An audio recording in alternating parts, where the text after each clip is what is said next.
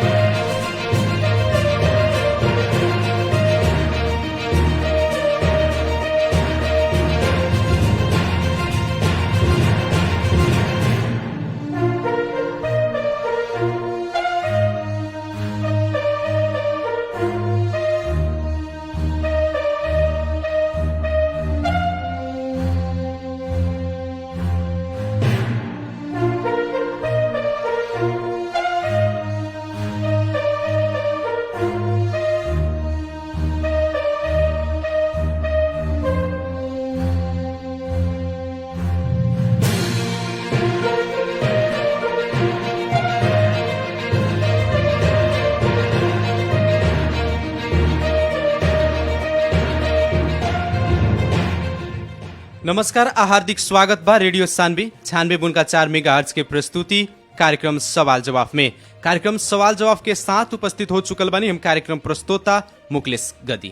हर एक दिन संजिया के 5:30 साढ़े 6 बजे से 7:15 बजे तक प्रसारण होने वाला कार्यक्रम सवाल जवाब में खास करके देश के समसामयिक राजनीतिक घटनाक्रम साथ साथ शिक्षा, स्वास्थ्य, कृषि, रोजगारी लगायत आम जन फैसला शायद मलाई हमारा अनुभव नहीं के कोनो ऐसा देश में सुनने बानी परमत दिवस द्वारा प्रधानमंत्री नियुक्त कैलेला। हाँ, सदन विघटन होखला, गठन होखला, सदन के फिर विधा देवल जाला, फिर सदन में जाई अपन संसदीय अंक गणित के खेल वहाँ शुरू हुई, अपन प्रधानमंत्री छानी लोग, नेता छानी लोग, ओकरा के बनावे वाला काम हुई। लेकिन यह बात आ रहल बाटे कि जहाँ जनादेश के कदर ना कइले प्रभु जी, प्रधानमंत्री अपने नियुक्ति भइल कोई सुनले ना हो कि पहिल के बार नेपाल में नजीक कायम भइल। लेकिन प्रभु जी बात आ रहल बाटे कि जहाँ जनादेश के कदर ना होई और कहीं ना कहीं अध्यादेश से देश चलावल जाई, वहाँ तो सर्वोच्च के परमादेश तो चाही। वो तो निश्चित बा, अपने के सदन भइला के बेला अध्यादेश से नहीं चल, सदन भीतरी ही प्रस्तुत कइलेला। सदन वो सदन निकामा सदन ओकरा के हम कहम जौन माने काम नहीं के कर सकत। विभिन्न विधेयक पेश सदन में भइल बा, पास नहीं के होत, अड़का के राखल गइल बा। वो बिजनेस ना देवे वाला सदन के कौन काम बा? ताजा जनादेश में ही उपयुक्त बा गइल। ओसे भी केपी ओली जी ज्यादा जनादेश में गइल सदन भीतर बिजनेस ना रहल, बिजनेस ना रहल। लेकिन सदन में तो सबसे बड़का दल अपना ही के पार्टी के रहे। अब पार्टी के सबसे बड़का दल होते हुए भी, बहुमत होते हुए भी जनता तो अपने के जनादेश 2/3 के देले रहे, लेकिन अपन व्यक्तिगत और स्वार्थ के कारण पार्टी के फोर के सदन के भी टुकड़ा टुकड़ा कर देहल। कितना के न्यायोचित काम भाई वैसन पार्टी के फोरे वाला काम भी अपने के मालूम है कि गैल निर्वाचन के बेरी हमने दूगो पार्टी नेकपा एमाले और माओवादी के गठबंधन करके हमने निर्वाचन लड़नी सन। ओकरा बाद में जब जनता के एगो जनादेश आयल, वास्तव में गठबंधन के पक्ष में आयल, ओके दोनों पार्टी के एकीकरण करे में भी हमने के सम्माननीय अध्यक्ष जी प्रधानमंत्री जी रहलन केपी शर्मा ओली के ही देन रहे। दोनों पार्टी के एकता घोषणा कल गई। वो एकता घोषणा के बाद में अपने के का रहे वो लोग दो आदमी के बीच में, प्रधानमंत्री या प्रचंड जी के बीच में सहमति आधा आधा अवधि रहे का रहे, लेकिन वो भी बात प्रचंड जी अपने बैठक से इनकार हो गए, प्रधानमंत्री ना बने, हमरा कार्यकारिणी अधिकार जाए, कार्यकारिणी अधिकार दिया। ओकरा बाद हमनी के दस्तावेज में हमनी के सहमति में कहा रहे दूगो पार्टी अध्यक्ष आए वाला महाधिवेशन जब तय करी, महाधिवेशन तक दूगो पार्टी अध्यक्ष के सहमति में पार्टी चली। लेकिन यहाँ एमाले भीतर के भी तुक्ष, काल माओवादी के भीतर के भी कुछ लोग तुक्ष अल्पमत बहुमत के खेल करे वाला लागत के शुरू कर दिलक। अल्पमत बहुमत के चलते पार्टी के अवस्था काल तो केपी जी वास्तव में संख्या जोड़ के नाम ले लेंगे, हमारे स्थायी कमेटी में इतना रही, केंद्रीय कमेटी में इतना रही, बहुमत के हिसाब किताब ना कि एगो एकता के हिसाब किताब, कम्युनिस्ट आंदोलन के आगाड़ी बढ़ाव के हिसाब विश्व में चकित लोग रहा। नेपाल के लोग मात्र न संसार के लोग चकित रह। दूगो ऐसा शक्ति एक होके कम्युनिस्ट आंदोलन नेपाल में आगाड़ी बढ़ रहा बा। कम्युनिस्ट सत्ता में भी रहा, बाहर भी। अब दोनों ऐसे कह के कम्युनिस्ट के 20 वर्ष शासन जाई कह के भी लोग के रहा। लेकिन वास्तव में हमने भीतर के गद्दार लोग, पार्टी भीतर के चाहे हिमालय भीतर के माओवादी लोग, कम्युनिस्ट आंदोलन के ऊंचाई में ना देखे वाला लोग, एकरा के तहस नहस। लेकिन उ कम्युनिस्ट गद्दार लोग जे बाटे जेकरा कारण से नेकपा दू दल में विभाजित हो गेल, दू खेमा में प्रमाणित कइले बाड़न बैठक में से लेके कहीं भी केपी ओली के दोष नहीं के, बाकी लोग ऐसा गद्दार कम्युनिस्ट आंदोलन के आज न तो केकर दोष है? अपने कह रहल बानी कि प्रधानमंत्री ओली जी के दोष नहीं खे, तब नेकपा के विभाजन करे में केकर दोष बाटे? जनता तो 2/3 बहुमत दे के और जनता के बहुत बड़ा बड़ा सपना अपने के पार्टी देखैले रहे कि जे हमनी के जीता तानी सन तो देश में विकास होई, समृद्धि होई, आर्थिक वृद्धि होई। सलाम बा नेपाल, सुनी ना, नेपाल के लेकिन सारा सपना जनता के चकनाचूर कर देनी लगन। नाम में 2/3 दिला ही रहला जी, लेकिन केपी ओली के नाम में वास्तव में देश जौन एगो अग्रगति विकास निर्माण देखिए अपने कोनो ऐसा जगह में बाकी नहीं के जहाँ विकास निर्माण के जारी कामे काम सब अंग क्षेत्र में कोरोना जैसे महामारी अंतर्राष्ट्रीय जगत में और विकसित मुल्क के तुलना में देखिए नेपाल में सामान्य ढंग से भी हमने के एगो सहज ढंग से एकरा के न्यूनीकरण कर गइल बा, एकरा के परास्त कर गइल बा। खोप के ही सवाल में अभी देखिए खोप कोनो ऐसा नेपाली जनता के खोप ना लाई करके सबके व्यवस्थापन काले प्रधानमंत्री जी जौन प्रेस सम्मेलन कैलन, देशवासी के नाम में संबोधन कैलन, ओकरा क्लियर कट करलन इतना खोप कहाँ से सब खोप वाला बारे में खोप के चिंते अब नहीं के, खोप के चिंता अहिले नहीं के। अभी तक कहीं ना कि जे 3% जनता के मात्र खोप मिलल बाटे, ऐसे अगर खोप देहल जाए तो 10 बरस लाग जाए, सब जनता के खोप पहुंच जाये। अपने के काल डाटा जौन प्रस्तुत भइल बा, गलतफहमी मत करी, डाटा काल जौन प्रस्तुत भइल बा, अमेरिका से इतना आ रहल बा, चाइना से इतना, बेलारूस से इतना आ रहल बा, जापान से इतना आ रहल बा, सब आवे वाला बाटे, आइल तो नहीं खेलू अभी आ रहल बा, काले परसों आके रहल बा, चाइनीज अमेरिकन आ गइल, कौन दुनिया में रहनी अपने, ऐसे सब आ गइल बा, आए वाला क्रम में भी बा, कहीं खरीद के प्रक्रिया में बा, ऐसे खोप के अब वो नहीं के। लेकिन ये सब समग्र में देश कायम तो हर एक क्षेत्र में जो केपी के नेतृत्व लो, सरकार लो, भ्रष्टाचारी के आज अपने देख लो कि हम 10,000 धरौटी में 10 लाख धरौटी में गसेदार जी छुटनी है, कितना दिन से गसेदार जी के प्रहरी खोजत लो, भेटात न लो, लेकिन देउवा जी के आवत में आज धरौटी धह के विशेष अदालत से निकाले वाला काम भइल। लेकिन भ्रष्टाचारी लोग भी छिपर रहा, भ्रष्टाचारी लोग के बहुत बड़का बड़का लोग के भ्रष्टाचारी लोग के भी सुशासन रहा। आज अब कैसन शासन है वो देखा, सुशासन कैसन हुई, लेकिन विगत में भी कहीं ना कि जे अब कुछ लोग औषधि खरीद प्रक्रिया में अपने के वैसे ही संचार मंत्री गोकुल बास्कोटा जी भी भ्रष्टाचार के मुद्दा में वहाँ के प्रस्थापन कुर्सी के खातिर जनता खेत में जाए, जनता कहीं जाए, कोनो में गंडक हेल्थ केयर ओकरा जाए, प्राइवेट हॉस्पिटल में जाए लोग, कटा जाए लोग, तब सीरियस हो जाते लोग, तब पहुंची लोग नारायणी में यहाँ होने बाबा। प्रभु सर, अब जैसे कि सरकारी हॉस्पिटल में वैसन किस्म के सेवा सुविधा ना मिली तो जनता ना जाये प्राइवेट हॉस्पिटल में, कि तो नेपाल से प्राइवेट हॉस्पिटल के बंद करवा देवे के चाहे, यदि जाता तो कम से कम अगर कहीं ना कि ज्यादा शुल्क लेता, जो नियम बाटे नियम विपरीत से शुल्क लेता तो कार्रवाई करे के तो चाहिए।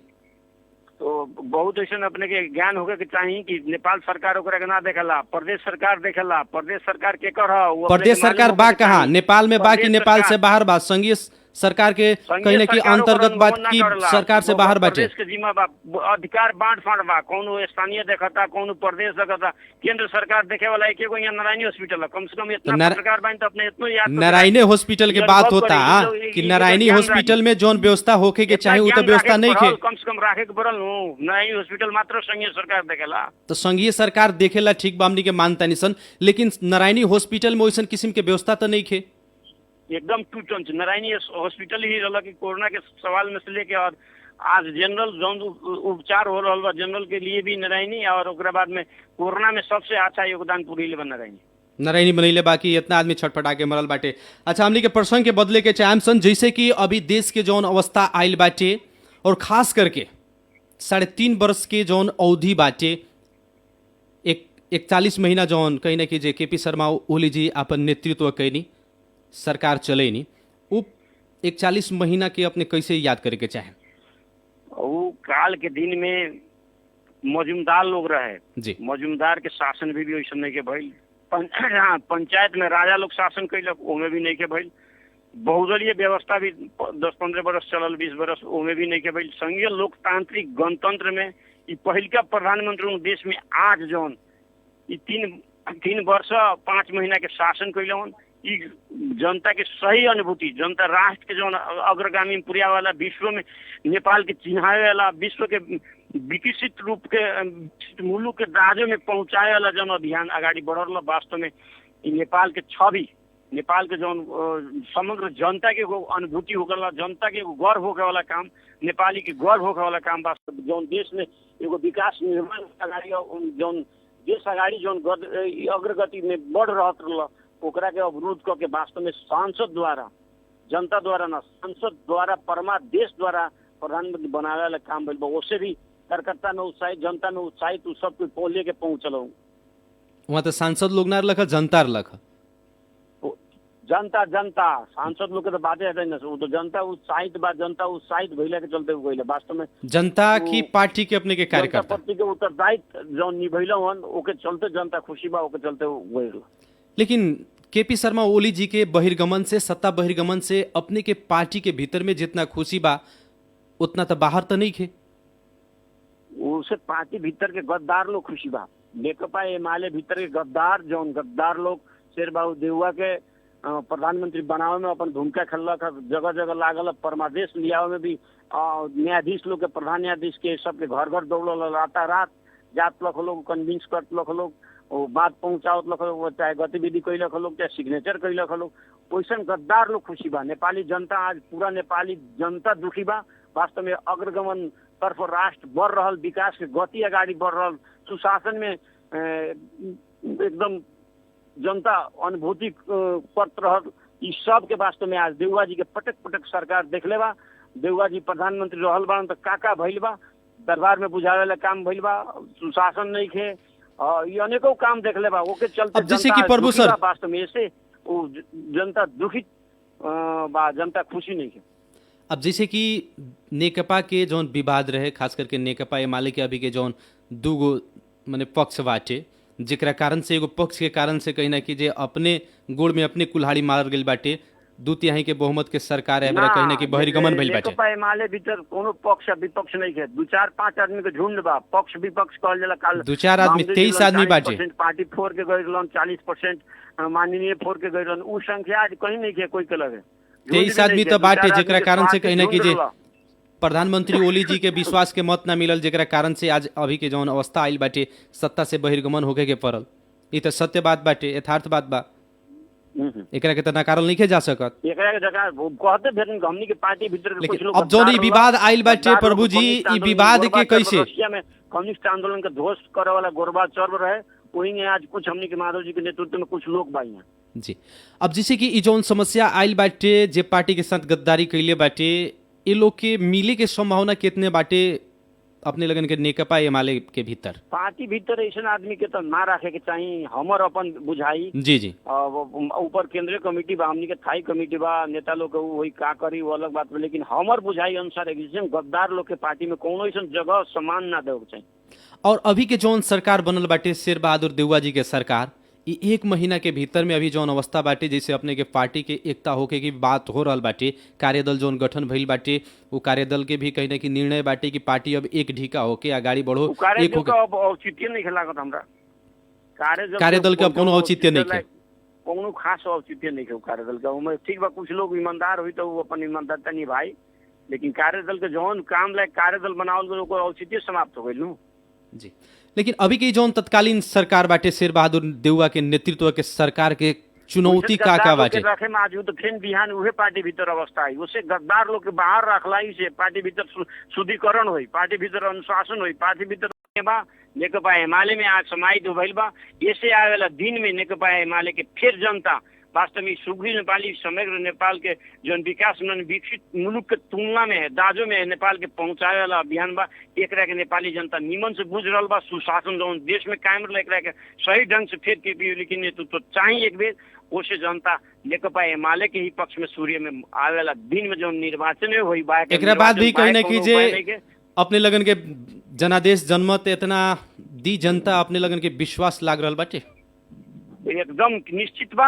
हमनी कोनो गलती नहीं कैले, हमनी के एकदम हमनी के भीतर के पार्टी भीतर। चलिए बहुत बहुत धन्यवाद बाटे कार्यक्रम खातिर समय देनी, जनता भी दंडित करी, जनादेश में जाए के खातिर सब दल के तैयारी होके के पड़ल। और जनता ऐसा चीज बा, जनता सब कुछ जानता, जनता एकर जनता ही मूल्यांकन करी, एकर फैसला करबे करी। बीच में जनता के साथ हमनी के जाए का के- कैले सब बाचे। चलिए तैयार बहुत बहुत बानी, धन्यवाद जनता बाचे बीच में ही कार्यक्रम के जाए। खातिर समय देनी एकरा ला अपने के बहुत बहुत धन्यवाद देवे के चाहे। हाँ, धन्यवाद धन्यवाद। जी आदरणीय श्रोता मित्र, कार्यक्रम सवाल जवाब के आज के बहस और छलफल में हमनी के नेकपा एमाले पर्सा के अध्यक्ष प्रभु हजरा जी से बातचीत कैनी सन। जनता जनार्दन होला, जनता सब कुछ के निर्णय करता है। आखिर जितना भी नेता बा, सारा नेता के अंतिम विकल्प, अंतिम कहीं ना कहीं ओकर बिंदु जनता ही बाटे। जनता चाही तो अपने नेता बन सकतानी, सांसद बन सकतानी। जनता नइखे चाहत तो कुछ नहीं बन सकत। ऐसे जनता इस सारा चीज के मूल्यांकन कर रहल बाटे और समय पर जनता ओकर हिसाब किताब जरूरे दी। कार्यक्रम सवाल जवाब के आज के बहस सुन के साथ देनी एकरा ला अपने के ढेर सारा धन्यवाद देवे के चाहे। और आज के कार्यक्रम सवाल जवाब के बहस से हम कार्यक्रम प्रस्तोता मुकलेश गदी आज के खातिर विदा चाहत बानी। नमस्कार, प्रणाम।